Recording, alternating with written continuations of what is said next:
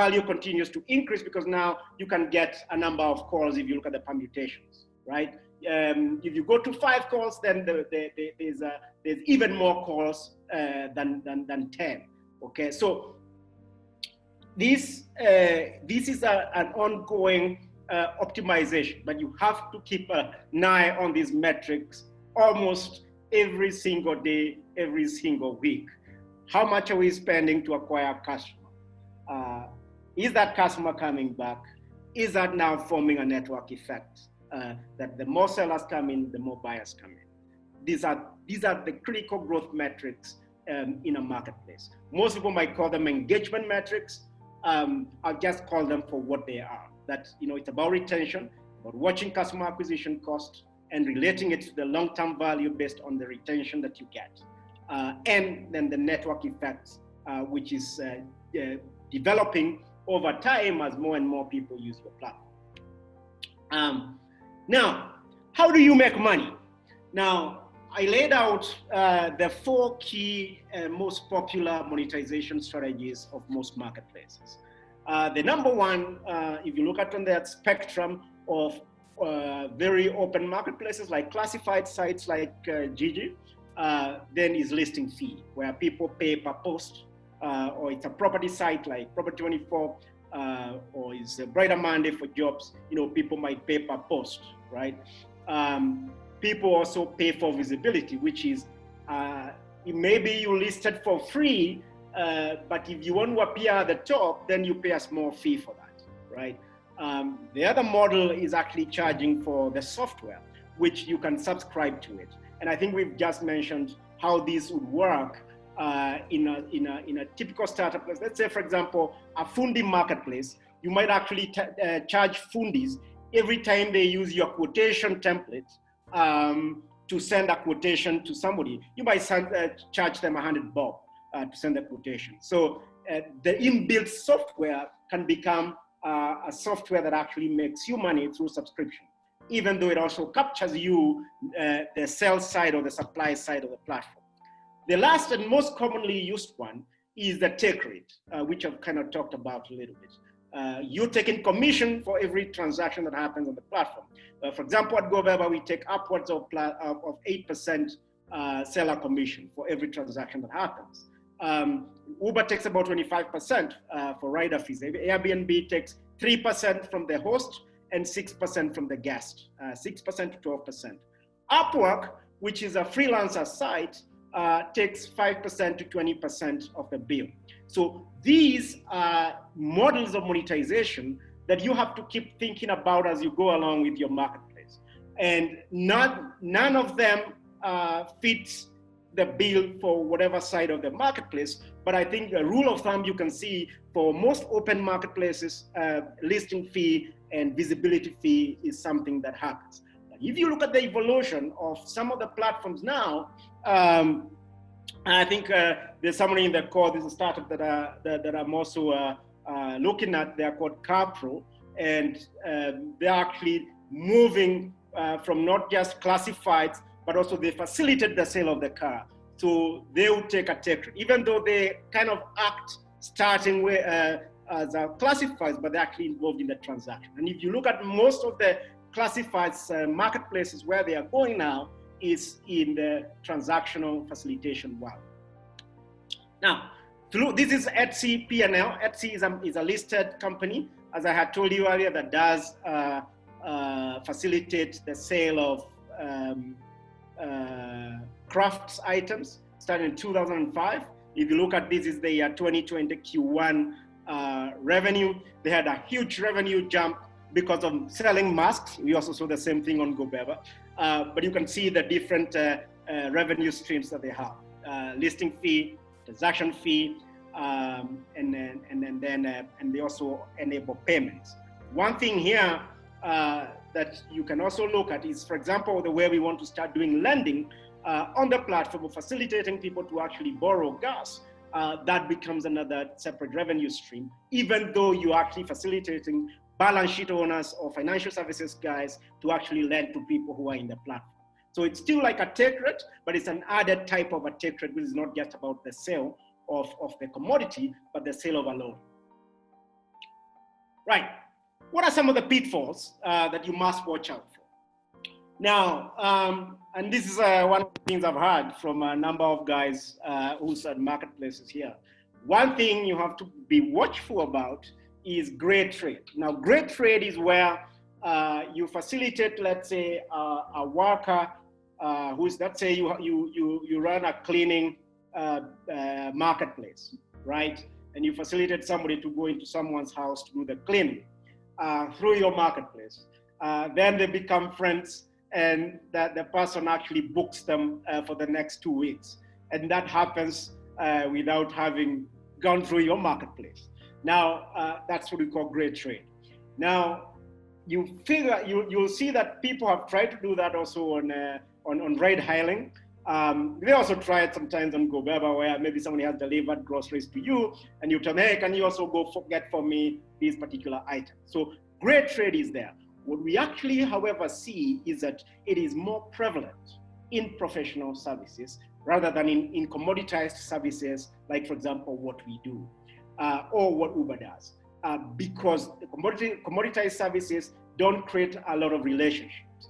You actually, there are some times that I've gone in through with an Uber, and I never saw the driver's face because I sat at the back and I paid the guy via M-Pesa, and I was on my laptop doing some work. And I'm happy he's gotten me where I was. He could even call me to tell me maybe I forgot something.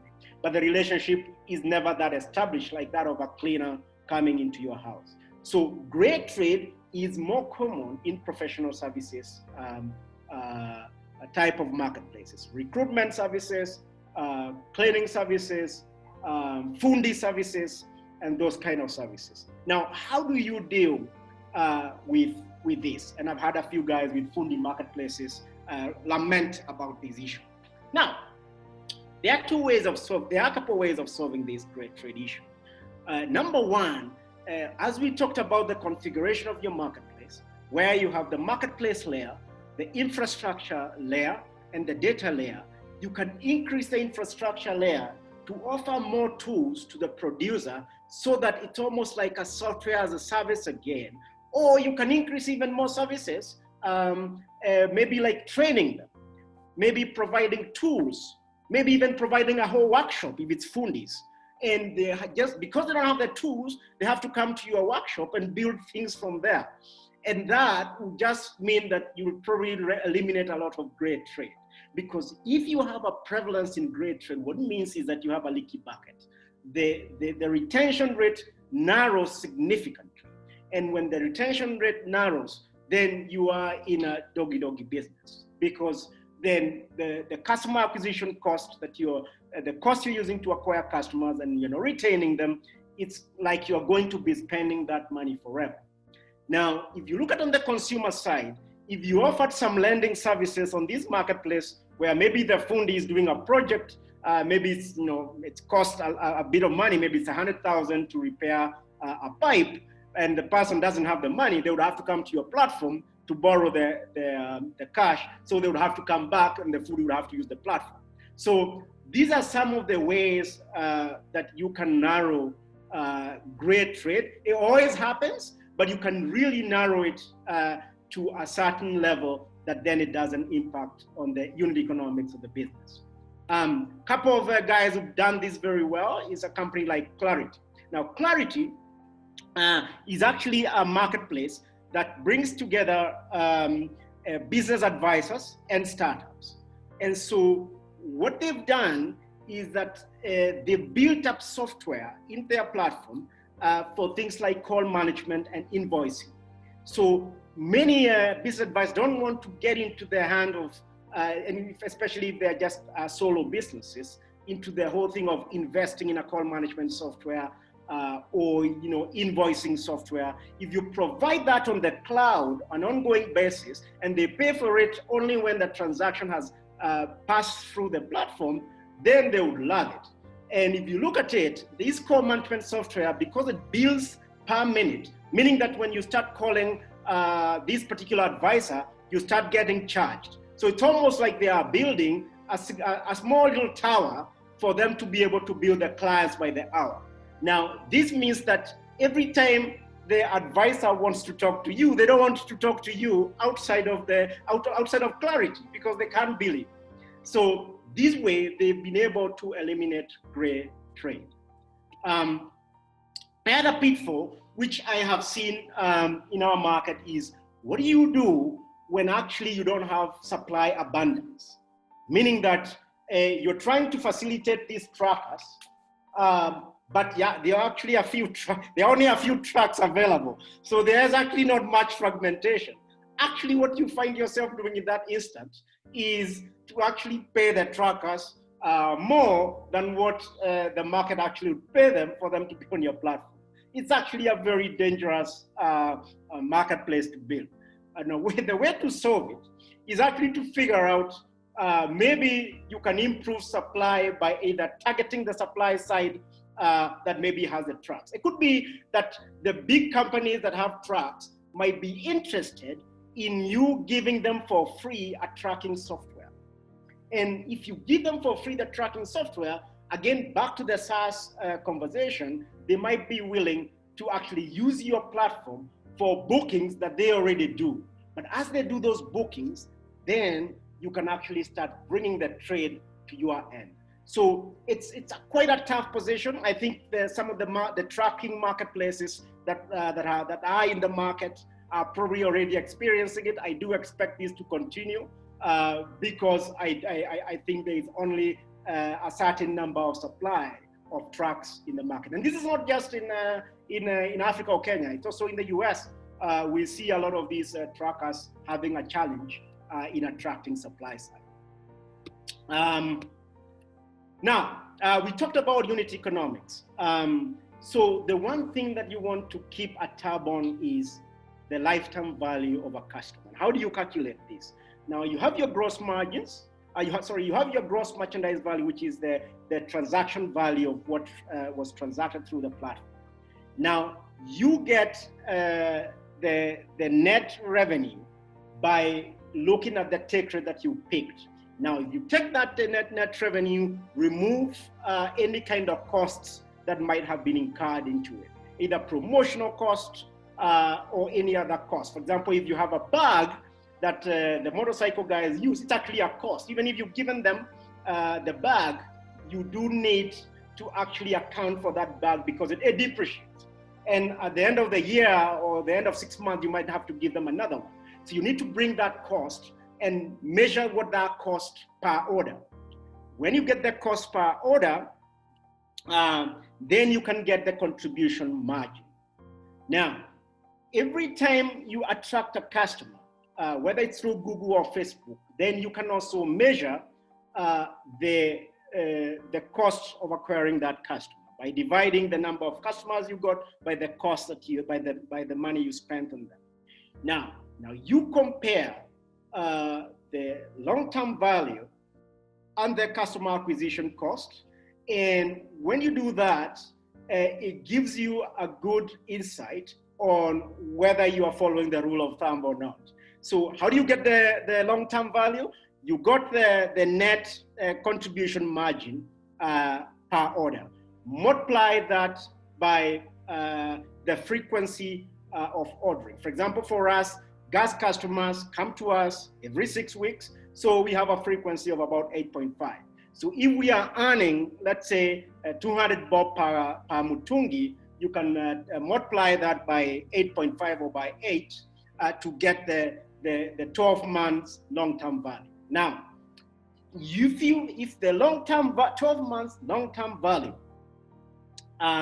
is not greater than 2 times your customer acquisition cost, now you are in trouble, because it just shows that you are engaging in a business where at the unit level, you might actually not be able to repay itself. So it's important that you actually constantly monitor the unit economics.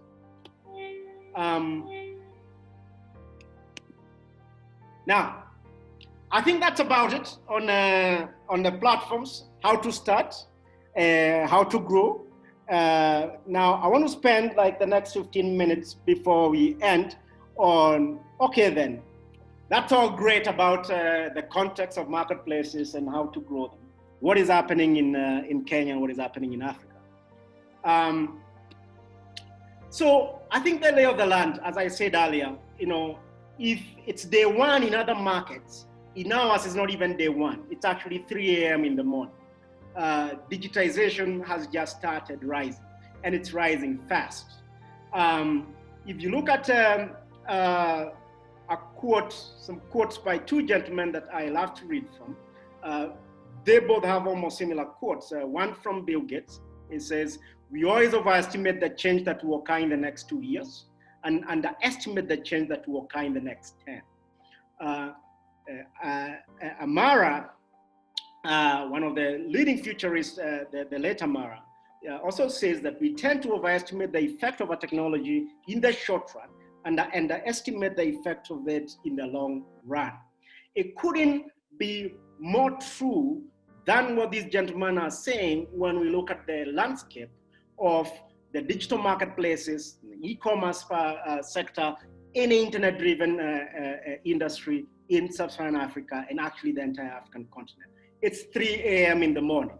Things have not even started. And a good example you can get is, I'm sure some of you here, not all of you, did use some of these devices here.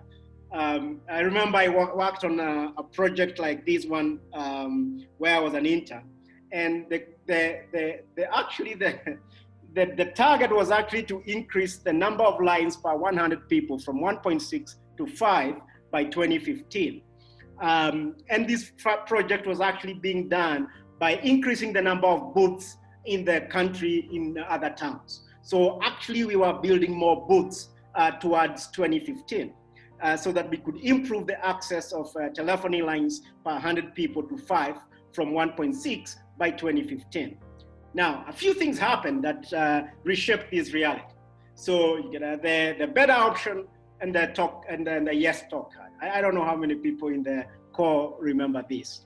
And obviously what happens from here, those are the fixed line telephony lines over time from 1993. You can see actually they go diminishing. And those are the mobile lines as this launch happened of the better option and the yes card. And what really happened is that the tele density went to 70 in a period of less than 15 years. So by that 2015, instead of going to five number of lines per 100, it went to 70 lines per 100 lines. So about 15 times what was expected. But the most important thing is that the solution that made this catch up were not what was initially thought. It was these gadgets that you can see here that most of you now despise as mulika mwizis. And you can see the booths became places where people tie their donkeys and goats and other things rather than the places they would go for important calls. So that's based on that idea. What you see is that as the addressable market grows, the businesses become more viable, right? And that's what is happening with the e-commerce digital marketplaces. I've been on this for the last like 7 years in country and 3 more years outside of the country. And I can tell you that as the digitization happens, the addressable market is growing. And so the businesses and the startups are becoming more and more viable than they were in 2012, in 2007. And so in addition to retail, which is kind of what I thought the discussion might have more been driven to because of the e-commerce part, the opportunity for digital-driven platforms and marketplaces are everywhere. When you look at housing, whether you look at healthcare, whether you look at agriculture, whether you look at education, financial services, transport and logistics, and they are just about everywhere. And it's about guys following some of those principles that we've talked about. If you want to launch one, to be able to kick off. For corporates, I think that would be a different perspective because this digitization and to be able to actually capture its value, you're gonna have to probably almost launch a separate business unit if you're not already running a marketplace business. So if you look at it, the stages of 2004-2012 was the stages of laying the infrastructure around Africa.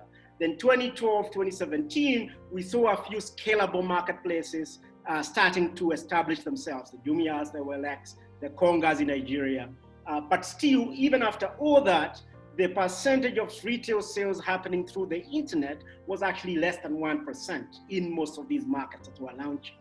If you look at going forward into 2023, you see more of the services like what we are offering now, the online to offline kind of services, mobile payments, marketplaces. And I think we'll see a couple of IPOs along the way as AI and blockchain starts to complement and improve some of the services. And so 5 key disruptive forces I see in retail, of course, is the pricing, where the prices are probably much lower.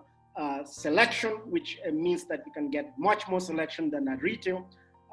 Convenience, distribution, where, as I talked about earlier, we can be in Rongai, you can be in Gong in such a short time without having to build kind of retail shops. And then the cost center is different because you don't have a front-facing store. It means that your cost center is predominantly driven by marketing, but those costs go low as you get more and more retention in customers. So that means that the fixed cost of the stores, as you avoid it, you can actually only spend the variable cost of marketing, which you can lower as you go along, as more growth happens. Now, if you look at some of the evolving business models. Now, in Nairobi, everybody has a boda guy who they send to the chemist, to the butchery, to mama burgers, to dry cleaner. As urbanization increases and consumption also increases, what you end up is a very, very key need for convenience because of congestion, retail still being pretty mature, and smartphone penetration. So the need for convenience shopping has never been greater. And this is where GoBeba comes in as an e-commerce logistics platform that combines both product discovery and on-demand logistics to match both the suppliers of logistics and the suppliers of things to consumers. And that's really what has driven our business. This is kind of a business case moving forward, driving better price transparency, driving a good on-demand logistics system, driving trust and better communication. Now, lastly, as I end my deck, as we go to questions, in the realm of your entrepreneurial pursuits, for those who want to go into this, you always find yourself pursuing 3 types of opportunities as an entrepreneur. Number 1 is a kiosk type of an opportunity, and there's nothing wrong with it. It actually serves the needs of the society pretty well. You might also see yourself chasing other types of opportunity, which I'll go through. With this kiosk, it's probably a perpetual survival mode, where you find that probably this person, if you actually offer them an alternative thing as an employment, they would actually probably take it instead of the kiosk. The other one is a lifestyle type of business. And this, as we go back to what we talked about earlier in the business models, consulting is one of them. Some restaurants that are very much centric on you maintaining your lifestyle. Tenderpreneurship is another one.